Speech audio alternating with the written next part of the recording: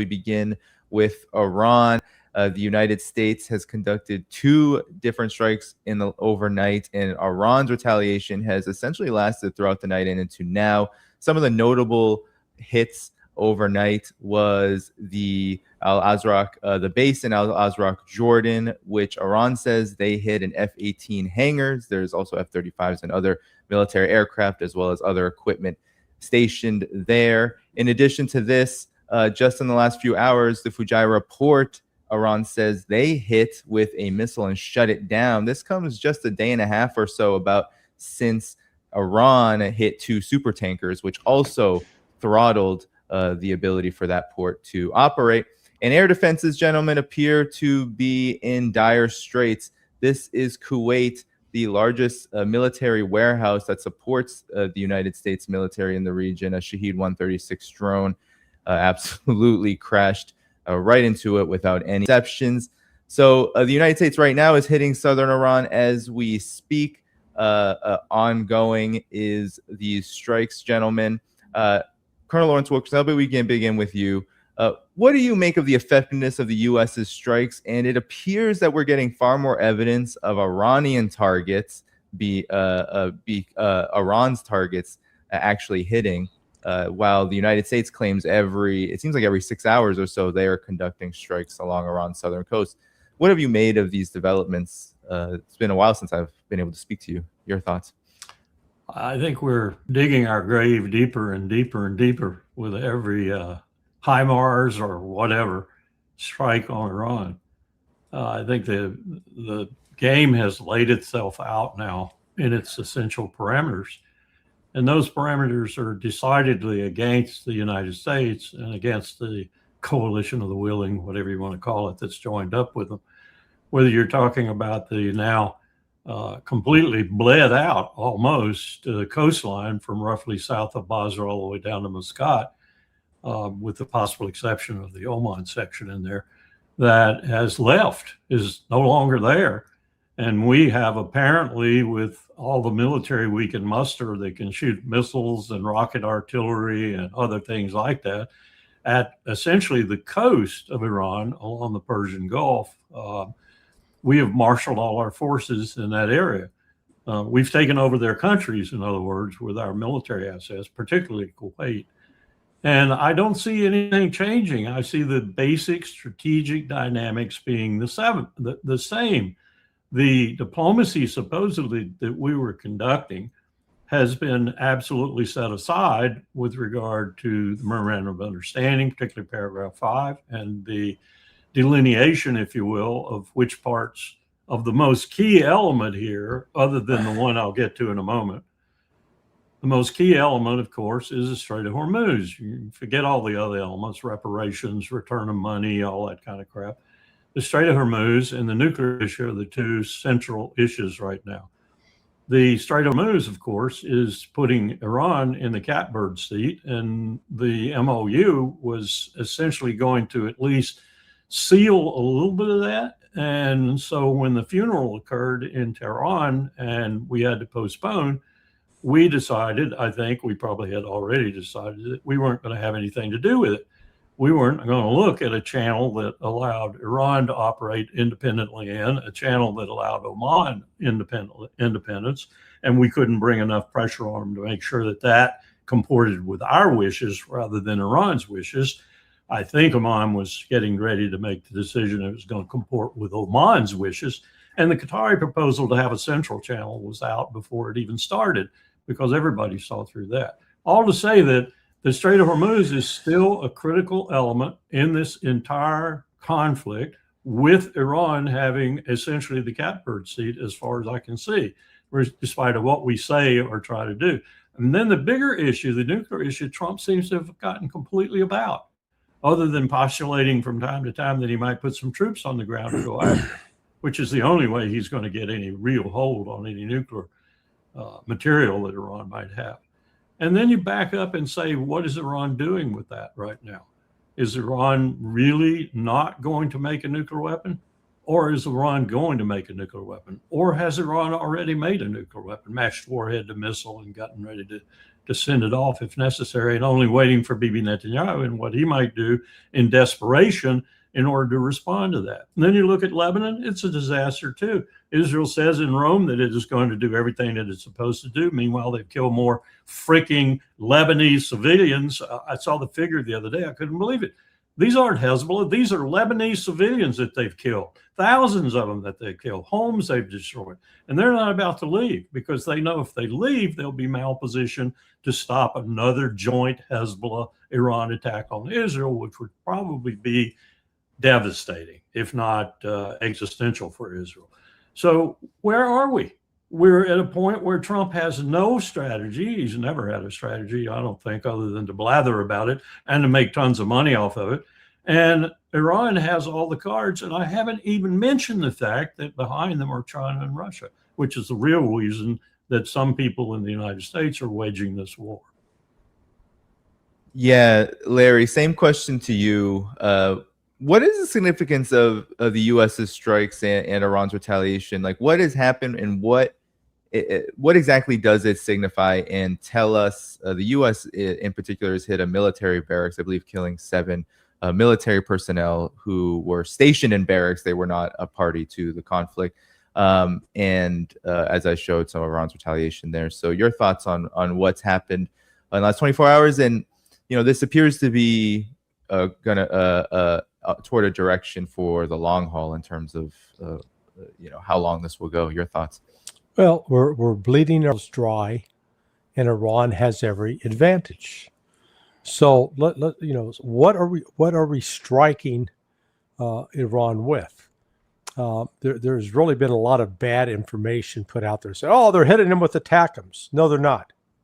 They may have fired some ATACMS from Bahrain directly across the strait, but that's confined because the ATACMS range is 150 miles. Well, the distance across the strait is 180 miles. So a little problem with the distance management. So the HIMARS fires, it fires was called a ground. Guided Multiple Launch Rocket System, GMLRS.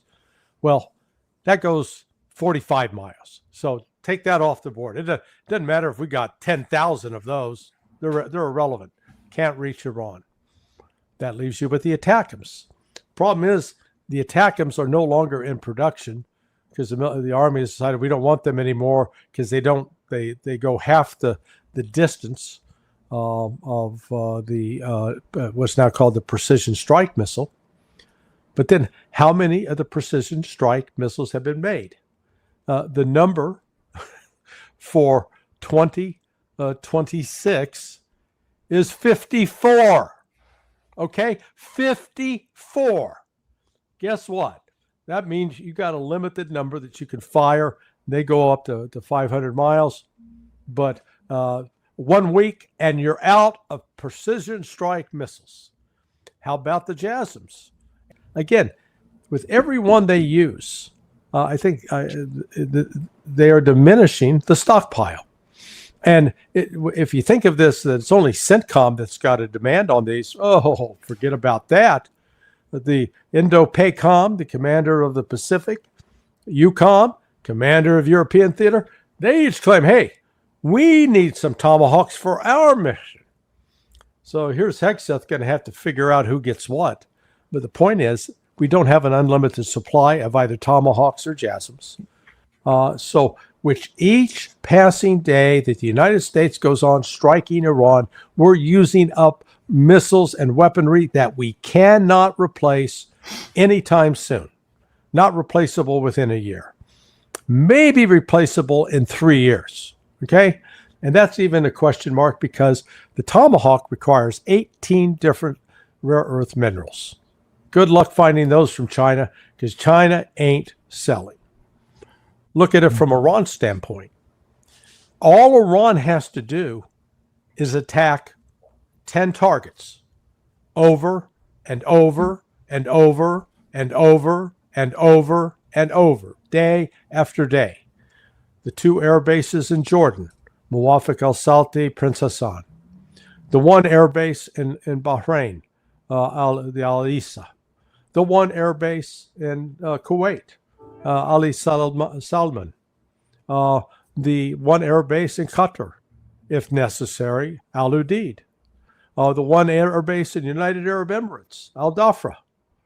The Naval Logistics Center in Oman, Duqm. That's it.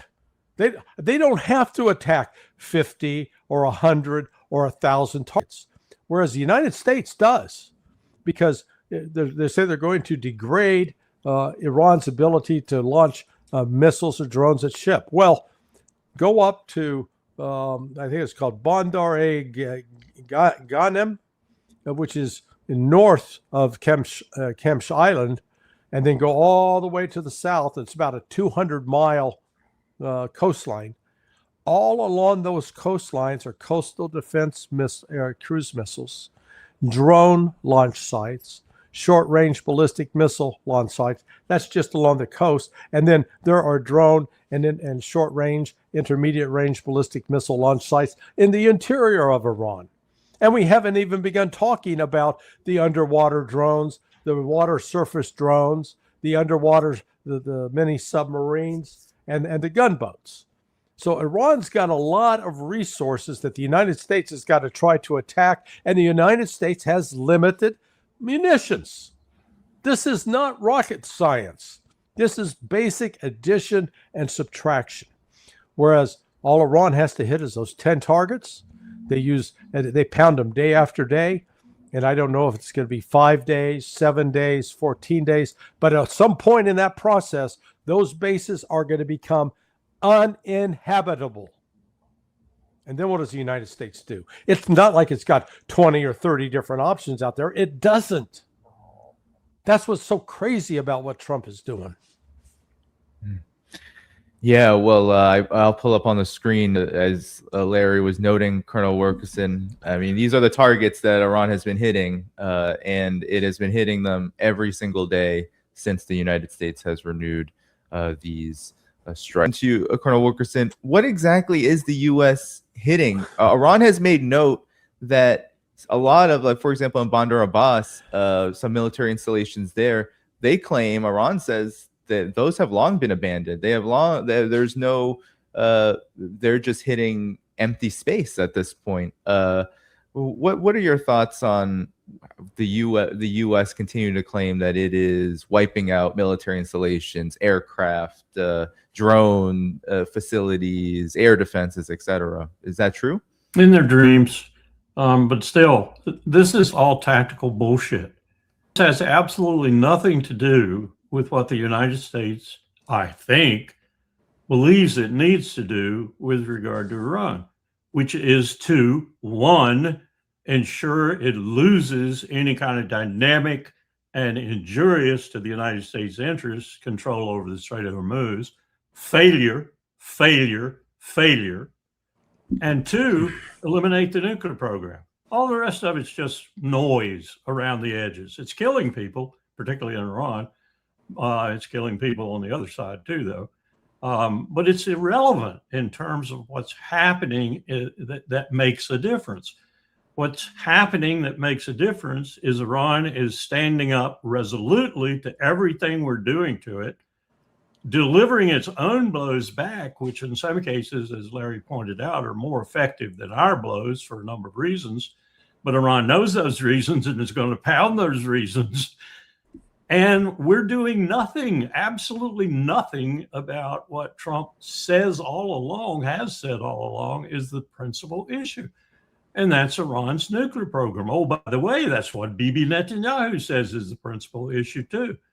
And the latest thing I've heard with regard to what Larry was more or less intimating there, that we're running out of places to go where we aren't going to be destroyed, is that we're deciding and might decide in the next 48 to 96 hours, we're going to start consolidating our assets in Israel. Think about that for a minute. Not only will Bibi be extremely alarmed at our taking all of his apron space, all of his military facilities and so forth, But look at the ripe target array we would make if we did that. And yet I'm hearing the Pentagon talking about sort of hunkering down and consolidating assets in Israel and mounting all of the action that takes place in Southwest Asia from Israel. What a colossal strategic error that would be. I hope there's no truth to it. But I've seen dumber things done by this administration, and particularly by this Secretary of Defense. And I'm increasingly thinking his chairman of the Joint Chiefs, who seems more and more like an Air Force weenie every time I pick up a paper or hear something more about what we're doing. It looks like Air Force, Air Force, Air Force, which is no way to win a war. So I hate to keep coming back to the essentials here, but the essentials are control over the strait and the nuclear program. And we are doing nothing to ameliorate even either situation. Yeah, and well, let's talk about now, because to your point earlier, Larry, you said this is becoming a dead end. Yet the United States does not seem to see the dead end in front of them. And according to the Wall Street Journal, now Trump is leaning toward expanding operations, including use of ground troops and even bombing Pakaksi Mountain. Now, I wanted to also play Donald Trump's comments here, where he is promising and actually telegraphing next week that there will be more significant strikes, especially on Iranian infrastructure. Do you anticipate that the strikes we're seeing this week against Iran will expand? Are you considering hitting energy targets or other locations inside of Iran? I'll save the energy targets for last, but ultimately we'll hit energy targets, yeah. But we're going to hit them very hard tonight. We're going to hit them very hard tomorrow night. We're going to hit them very hard the night after. And then next week it gets really bad for them, because next week comes the power plants. Next week comes the bridges. We're going to knock out all their power plants. We're going to knock out all their bridges unless they get to the table and negotiate. And there's that theme again, waging war to force capitulation. Larry, your comments.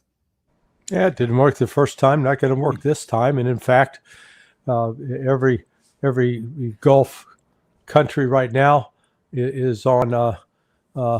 They're on notice that they've got to make a choice. Either if they support the United States, their power stations are going to be taken out. And guess what? It's summer. They can't live without electricity. They'll have to abandon their cities. So it's a pretty stark choice coming at them right now. And Iran is, they're not panicking. Iran continues to step it up. And in fact, I think Israel is actually fearful, quite fearful that it could get into the middle of the war right now. They don't want to, because a senior IDF official, Israel's Minister of Transportation, reportedly revoked permission for U.S. military aircraft, particularly the KC-135s, to land at Ben Gurion International Airport and be stationed there. Israel said, "No, we don't want to be a target. We don't want to get hit." If that's true, then going back to what Colonel Wilkerson was saying, the United States is screwed, because it's going to be driven out of Jordan. Those two air bases that are being targeted, they're going to be hit every night, to the point that there's not going to be any, they'll have some runways. They'll be repairing runways every night. But that'll be about it. The other support services will be destroyed. The U.S. troops are going to be redeployed. They're not going to keep U.S. aircraft based there. So the United States is being effectively driven out of the Middle East. Now, that's Iran's stated goal, but whether it's happening in de jure or it is happening in a de facto basis. So this is, Trump can do all the tough talking he wants. My prediction, it'll be the middle of next week that he's going to be pleading through the Pakistanis. I mean, he'll come out and say, "Oh, Iran's had enough. We've forced their hand. They're now pleading for talks, so we're gonna accommodate them." Nonsense.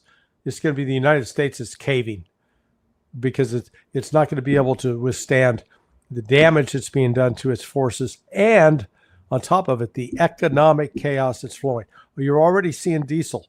Diesel prices are going up. They're going to continue to go up because there's a global shortage of diesel, the fuel that comes out of the Persian Gulf, the sour crude, the high sulfur crude, that's needed to make diesel and aviation fuel. 25% of the global supply is now cut off, not coming back anytime soon. And so that you're going to see escalated price in both diesel and aviation.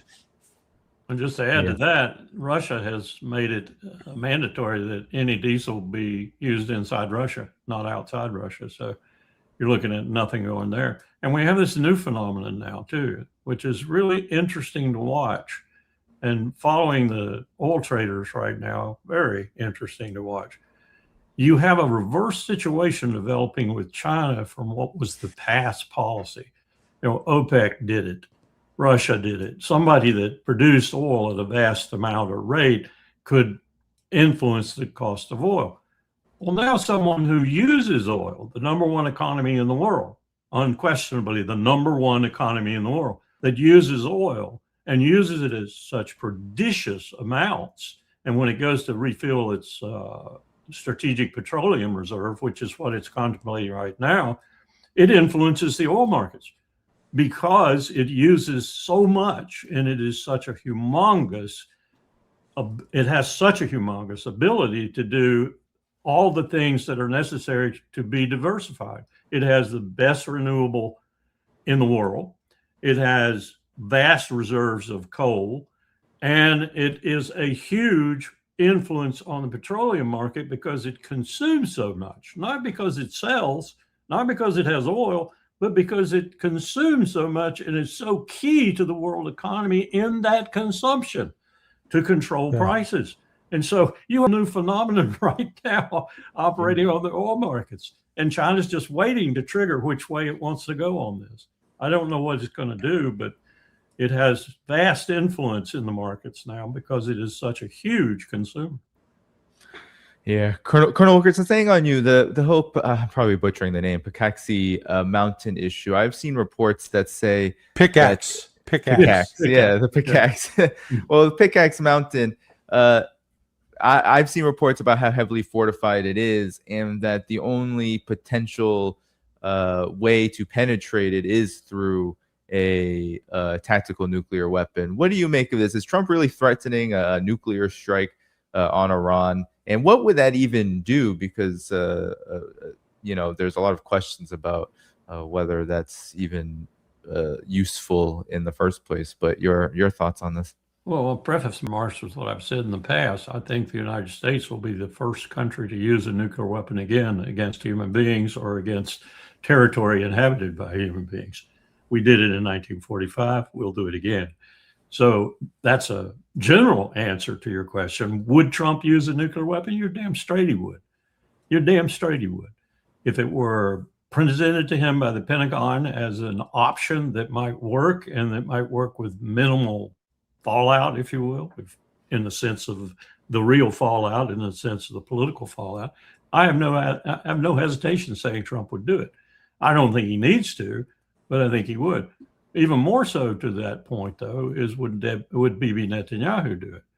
And I keep coming back to that chapter in Cy Hirsch's book about what Jonathan Pollard turned over to Israel. And one of the things that apparently he turned over was the knowledge of and the plans for, and they have acted on those plans, thermonuclear weapons. So I'm told that it might be 25 or 30 of the stockpile that Israel has, which is anywhere from 60 to 300 weapons, who God knows how many total they have. But I've told that a number of those are thermonuclear. That changes the whole equation if it really is true, because thermonuclear is so much more powerful than the regular atomic bomb, like those we dropped on Hiroshima and Nagasaki, 1,000 times more powerful than those bombs. Just watch the test at Bikini Atoll, and you'll see the kind of dimension of the change and the difference that thermonuclear means. So we have a situation where if those kinds of weapons were used, yes, it might obliterate the entire area around and the mountain itself. Who knows? I hope we don't go there. I hope we don't even contemplate the use of those kinds of weapons. I hope we don't contemplate the use of any nuclear weapons. But again, I come back to the fact that Bibi's in trouble right now. He is in deep trouble politically, and maybe even in terms of the state of Israel surviving his premiership.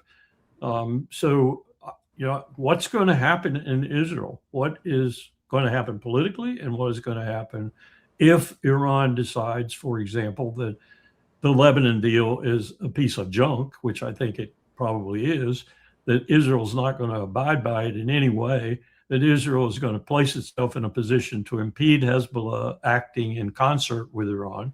And Iran goes ahead and says, well, we're going to do it, and Hezbollah will do the damage that it can, when it can, and how it can. And Israel is put in extremis once again. Larry's right.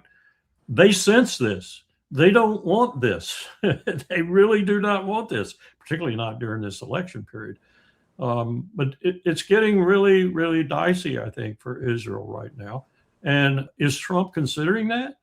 Or is Trump just, Bibi's coming for his shot of adrenaline. He's coming to Washington in order to get, the blessing from the U.S. president so he can get elected again. I think it's this weekend he's supposed to come. I don't know, but I do think we're getting into a period here where the dynamics might change appreciably. And then you've got to look at the fact that over Iran now, hovering over Iran, is the number one economy in the world and all that represents, and probably the number one military in the world and industrial base to go along with it, alongside of them, Russia. You got both of those countries very interested in Iran's survival now. I think interested enough to ensure it occurs. This is a dynamic that no one ever thought about, I think, in the Pentagon, that China would fight back in this indirect way. But they're fighting back. And to a certain extent, Russia is too. So we are at war with the greatest powers in the world in different perspectives. Yeah, great points, Colonel Wilkerson. Larry, anything you want to comment there? But also, I want to play these comments that Trump made a few days ago to the media, which almost indicate a hint that the U.S. already has used nuclear weapons. I don't think that's actually occurred. It's pretty hard to hide such a thing. But anyway, I think the comments are significant anyway. Here's what he said to Salem News Channel. He's done a good job. If I wasn't around, or if Bibi wasn't around, especially the combination, Israel would not exist today. We wouldn't have hit them with the B-2 bombers. They were going to have a nuclear weapon within 2 weeks. Had I not hit them with a nuclear, within 2 to 4 weeks, they would have had a nuclear weapon. And once they had a nuclear weapon, they would have used it. And you wouldn't even have Israel around. No, Bibi's good. Is there anyone in Israel better than him? So that was in his comments about Netanyahu, but he made a bit of a slip up that people paid attention to in terms of hitting them with the nuclear. But Larry, your thoughts on this? It seems like incessant escalation ladder that the U.S. is climbing itself, one that seems to have far more dire consequences than maybe benefits.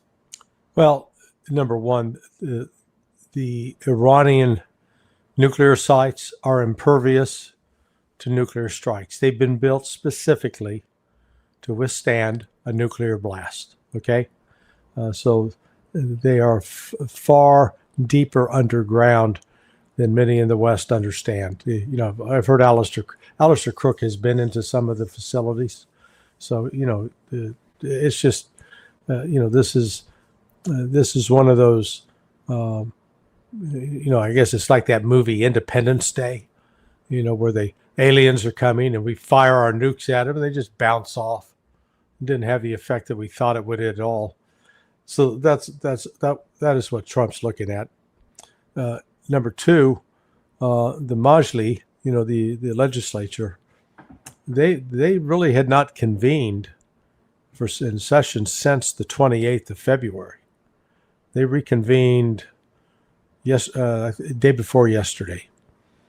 It is. I'm hearing reports that they are going to pass laws, legislative action.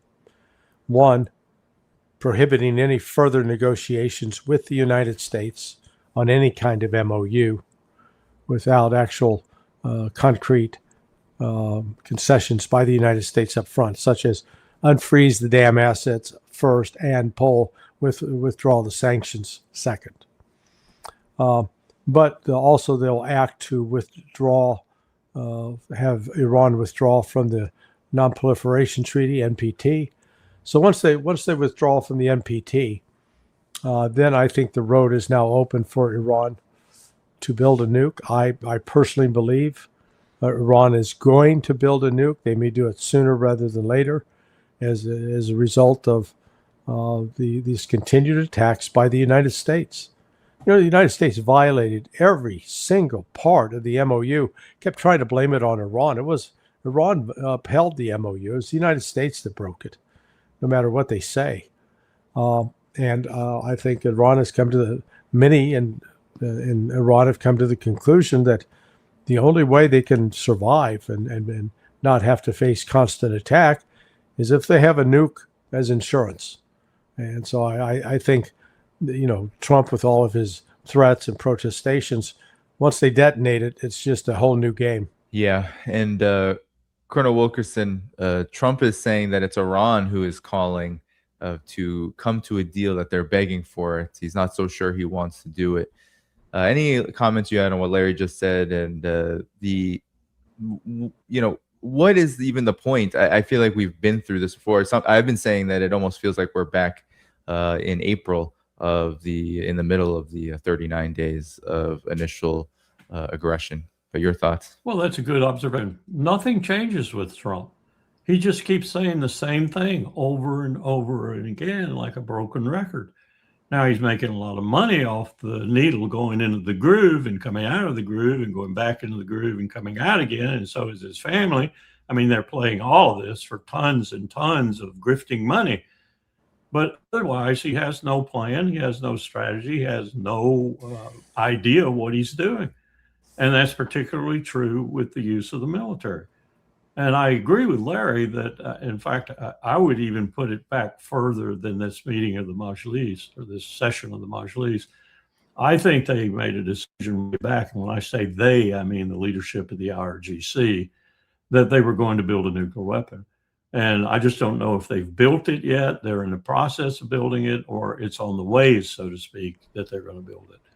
I think Ted Postol is right that there's at least a 60 or 70% chance that they've already got one, two, or several. This is what happened to us with the North Koreans. And by the way, we did not detect their test at all, the first test. We wouldn't have detected the second if the seismic center in Geneva had not told us about an event, and we put it on the map and took a look at it and said what I can say about it.